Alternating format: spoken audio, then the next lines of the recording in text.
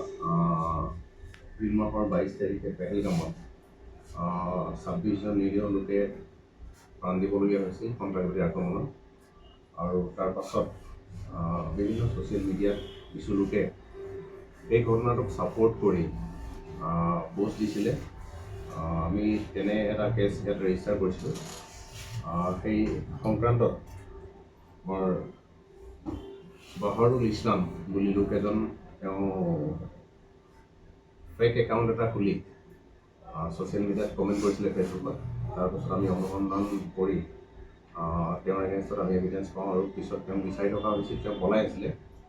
যোৱা 27 তাৰিখে তেওঁ এঠাইত থকাৰ সংকেত পাই আমাৰ পুলিচ টীম এটা যায় তালৈকে। যোৱাৰ পিছত আতাবুৰ ৰহমান আৰু কিছু লোকে তেওঁলোকে পৰিকল্পিতভাৱে আমাৰ আৰক্ষী টিমটোক আক্ৰমণ কৰে আৰু যিজন ব্যক্তিক আমি আটক কৰিছিলোঁ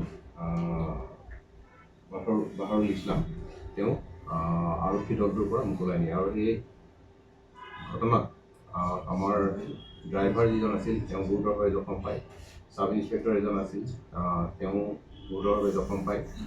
আৰু বাকী আৰক্ষী লোকসকলো কম বেছি পৰিমাণে আঘাতপ্ৰাপ্ত হয়।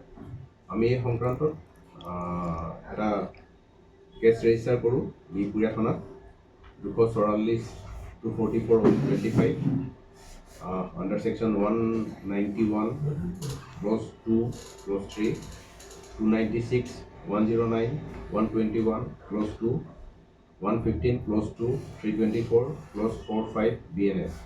এই সংক্ৰান্তত কেছ ৰেজিষ্টাৰ কৰি আমি সেই ঘটনাটোত যিসকল লোক জড়িত আছিল তেখেতসকলক আমি বিচাৰোঁ। আৰু আমি ইতিমধ্যে 10জন লোকক আটক কৰিছোঁ আৰু কিছু লোক এই ঘটনাত জড়িত আছে, তেওঁলোককো আমি অতি শীঘ্ৰে আটক কৰিম। বাহাৰুল বোলা যিজন ব্যক্তি তেওঁ নকৰখনৰ লগতো জড়িত নেকি? ইয়াৰ কেইবাজনো লোক বেলেগ বেলেগ কেছতো জড়িত আছে।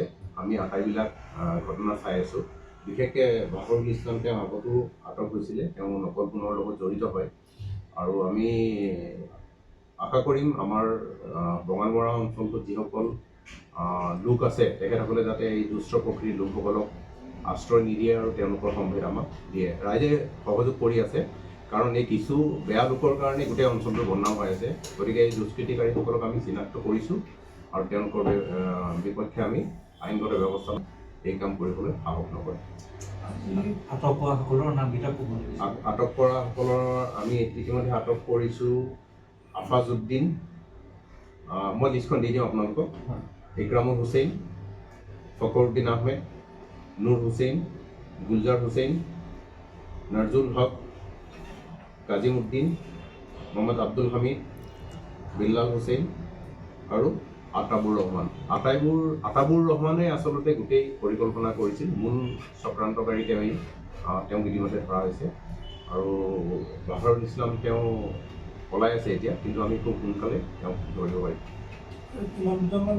ফিগাৰটো ক'ব দিগদাৰ, বহু লোক জড়িত আছে। আমি গোটেইখিনিয়ে চাই আছোঁ। যিসকল জড়িত হৈ আছে আটাইখিনিকে আমি ধৰি আইনমতে ব্যৱস্থা ল'ম।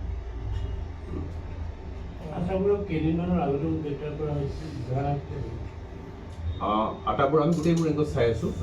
গোটেইখিনি মানুহ বিভিন্ন ঘটনাত জড়িত হৈ আছিল, গতিকে সেইখিনি বস্তু আমি চাই আছোঁ।